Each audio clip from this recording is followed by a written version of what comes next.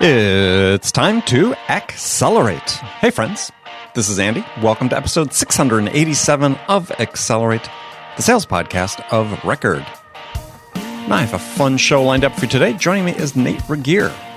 Nate is author of a book titled Conflict Without Casualties, a field guide for leading with compassionate accountability, as well as he's the CEO of Next Element Consulting. And today we're going to be talking about conflict and managing conflict, because this is an interesting topic, because in the interaction between buyers and sellers, this is really a breeding ground for conflict. So among the topics Nate and I are going to tackle today, we're going to talk about why conflict is that gap between what your buyer wants and what they are experiencing at any point in time. Or, turning the tables, it's conflict is the gap between what you as a seller want and what you're experiencing at any point in time, and how to use compassionate methods to solve those. We're also talking about how to discern more quickly and effectively what the gaps are that the buyer and seller have, and how they can work together to close them. So there's lots of really interesting information here, a really different perspective on working with your buyers. So before we get to Nate, I just want to take a minute here to talk to you about the Sales House. Sales House is your home for B2B sales education and development. The Sales House, if you join, you're going to get the confidence you need to take on any challenge in sales, as well as acquire the knowledge, the wisdom, and the advice you need to effectively qualify and close your best sales opportunities.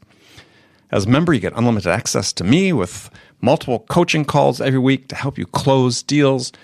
You get unlimited access to a growing library of short sales courses. We call them the 9-Minute Sales Academy. Help you learn and master essential sales skills. Get access to a roster of world-class experts who are sharing their expertise in our weekly live workshops. And you get access to the rest of the Sales House community, a community of like-minded sales professionals that you can tap for advice. Sales is a tough profession. The good news is, though, you don't have to sell alone. You can succeed. We can help you. Come invest a few minutes a day in the Sales House. Visit thesaleshouse.com or thesaleshouse.com/join. We look forward to seeing you in the house. All right, here we go. Nate Regier, welcome to the show. Thank you. It's great to be here. Well, it's great to have you here. So you're joining us from Kansas today, right? We're in steamy, hot Kansas, just north of Wichita. I think it's going to reach about 95 today with about 70% humidity. Now, isn't that part of Kansas, isn't that sort of like Tornado Alley? It is. And we've had some pretty good storms here in the last few months. Yike. Yeah, I'd make sure I had a basement nearby. It seems that this year's tornadoes have been transferred into hailstorms in Colorado. I don't know. Oh, we're getting prepared, but there's a ton of damage west of us. Yeah. I have a good friend who posted on Facebook from Colorado after a hailstorm. It looked like it had snowed. He showed a picture of his porch. I mean, it almost looked about a half inch to an inch of hail on his porch. Yeah. Yeah, wild stuff. Yeah, hopefully your car's not parked outside when that happens, because that I remember my father, after he had bought a new Cadillac, that he was so proud of, and then was driving cross country with my mom, and in Colorado they got caught in this major hailstorm, and it looked like somebody had taken an ice pick and just throughout every top-facing surface of his car was. Oh no! Oh man! Yeah, those are something else to be in a storm like that. Yeah, well, I think he had like 2,000 miles on the car. So anyway, yeah. Well, good. Well, let's jump right into it. We're going to talk some about conflict, and you've written a book titled "Conflict Without Casualties: A Field Guide for Leading with Compassionate Accountability." And so explain what compassionate accountability is. I mean, I think that's an interesting term. Well, yeah, it is an interesting term, and it's two words you wouldn't expect to go together. That's part of the reason why we developed it. Mm-hmm. When people think of conflict, they usually want to run away.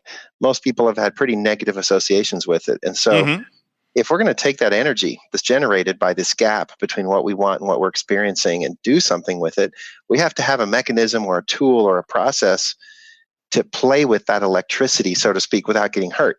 And compassionate accountability is the framework for that says, we can simultaneously care about people, preserve their dignity, practice kindness, and also pay attention to results, because at the end of the day, we have stuff to get done. We come together as teams, we must perform, we must deliver to stay in business. And putting those two together seems difficult, but it's the challenge that we've been trying to solve with this book.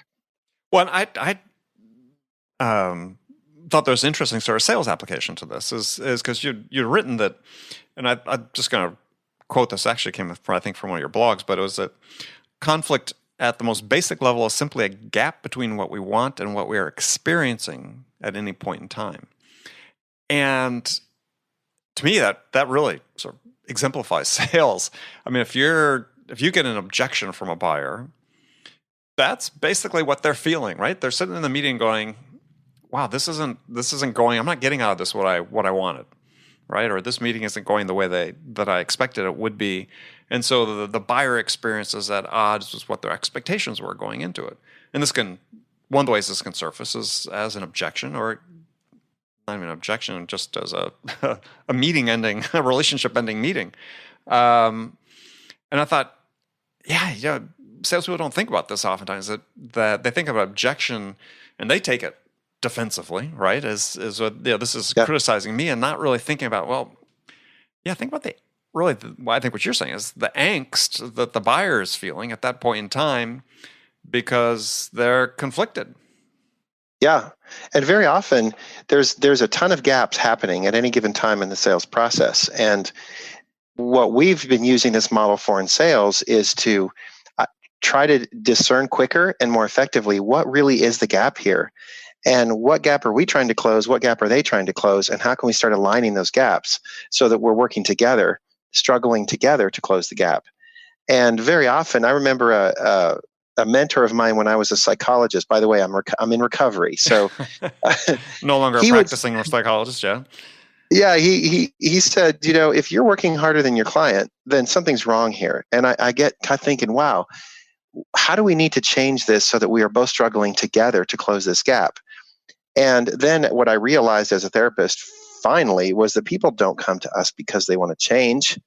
They come because they want the pain to go away.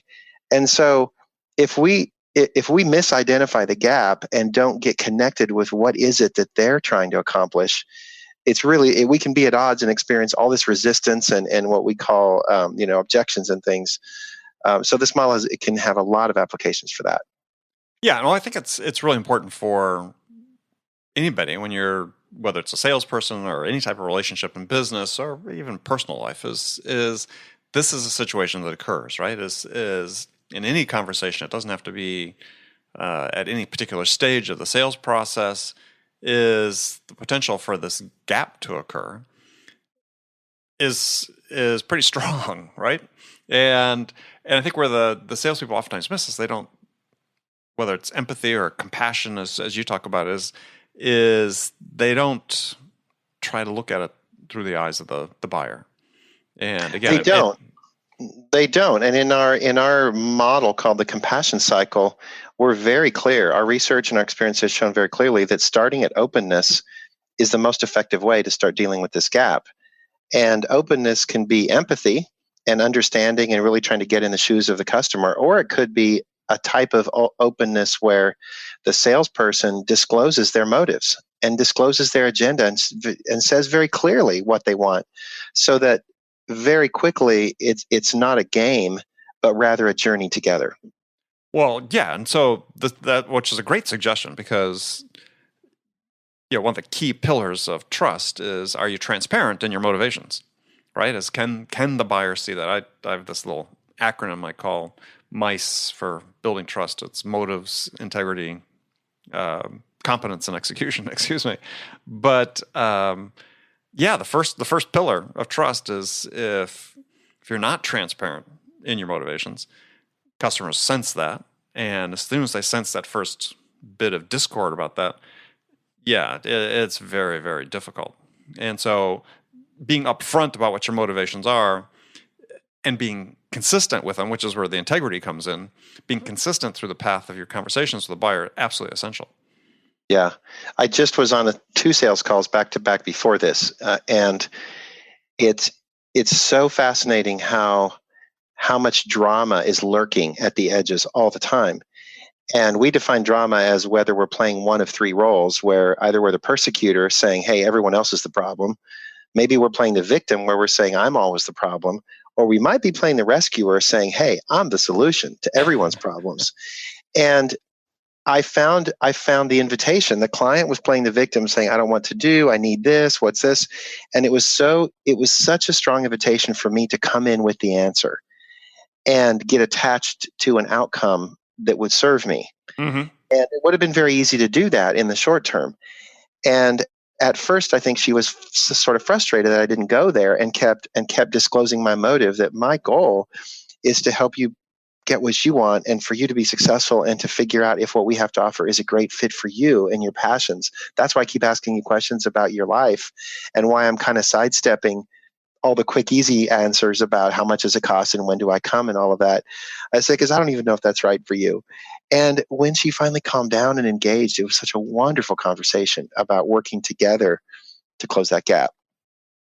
Yeah, well, I'm not the only one who's talked about the fact that sales is like therapy, in the sense that people may say they want the answers, but they really doesn't serve them to give them the answers. It serves to keep asking questions, help them uncover the answers themselves.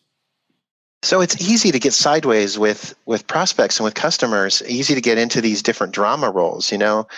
We might assume the role of the persecutor and decide, everyone else is the problem. Mm-hmm. Sometimes our customers come to us saying that, or maybe we assume the role of the victim and say, I'm always the problem. I need to do anything, compromise, do whatever it takes to please people. Or maybe we play the role of the rescuer and adopt the attitude that, I'm the solution to everyone's problems. Right. And it's easy sometimes in sales to try to do that, particularly if the prospect or customer is pretty excited about what we have to offer. But I think one of the things you talked about that to me was I don't know, it sort of spoke to me in a way, is that you say that you can spend your time and money on the one who promises to make the pain go away, or you can spend it on those who offer a path for change and transformation. And that really is a stark choice in sales, because I think that it's really a mistake to dwell on people's pain, and much more appropriate in sales, much more effective, and certainly has been for me over the course of my career, is to help people understand what it is they want to accomplish in their life. And so there's got an investment required, whether it's a monetary investment, or in the case you talk about, what could be with a therapist, it's a monetary and a time investment. But it's that investment that I think, people want the pain to go away, but they also see a future, right? And if you spend all your time trying to cure the pain, you're not going to end up doing business with them. Not at all. And if we're not careful up front, we can fall into that trap of providing quick solutions, and it feels good at first, and promising things. And it's a vicious trap.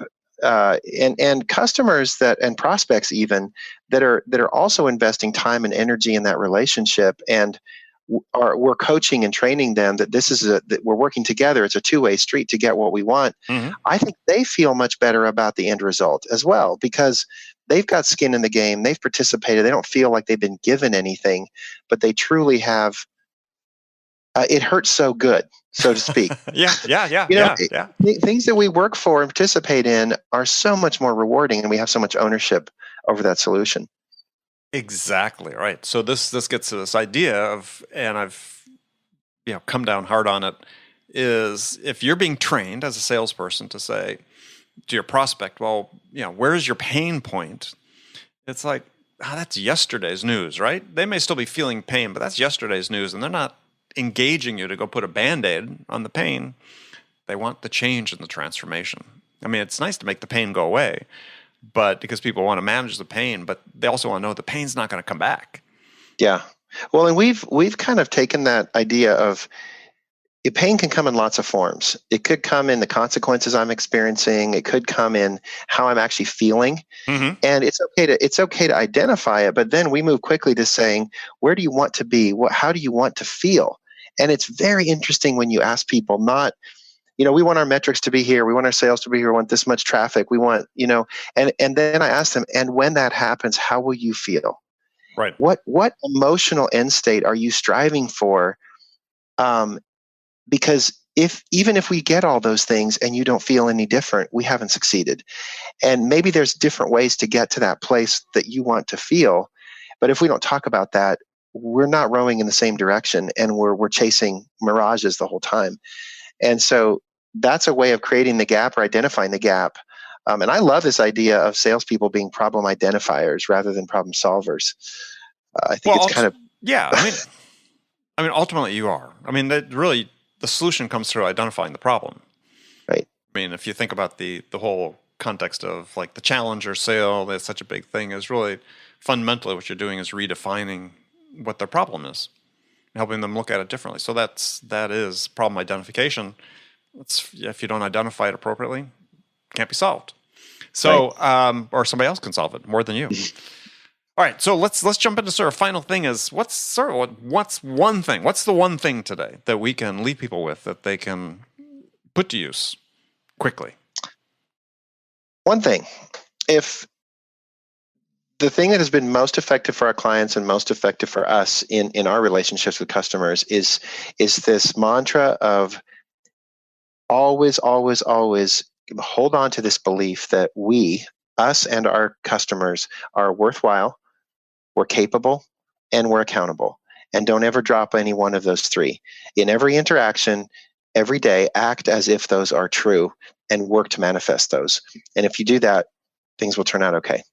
Worthwhile, capable, accountable. I love it. So, yeah, I'm just thinking of the context, because if you're in with a sales situation, that's as you said, it's a two-way street. You both have. You both. I don't know why I'm blanking on this. I'm having such a hard time, but I was sort of thinking fast because it was good. But I mean, you both have those three principles apply to both sides of the equation. Absolutely, and that's why the word "we" comes. If I ever stop believing that my customer is worthwhile or that I'm worthwhile, some weird things can start happening in how we conduct ourselves. If I don't believe they're accountable, then I will take on way too much responsibility. If I don't believe I'm accountable, I won't own up to my promises and my part of the relationship. If I don't believe they're capable, then I won't ever give them opportunities to try and fail and learn and grow and ask me really hard questions. Well, and the worthwhile is one that I'll come back to for a second, just because this speaks to sort of the inherent biases that we all have in life, and we judge. And there was a great book maybe you've read called Blind Spot: The Hidden Biases of Good People. Fantastic book. I recommend people read. But just says that the way that we perceive people, sometimes we don't have control over that initially. We think that we're free of biases, and we're really not. And I'm not talking about some of the conventional biases we talk about. Certainly those are present, but even things more subtle. And really understanding that those can exist, have an impact on your perception of somebody as being worthwhile. So you really need to learn how to suspend these biases. Yeah. And search for that, and search for how will this relationship and how will their engagement with us enhance their belief in their ability that they're worthwhile, and how will they feel more worthwhile as a result of it. Love it. Well, good. Well, Nate, thank you very much for joining me today. Tell folks how they can find out more about your book or connect with you.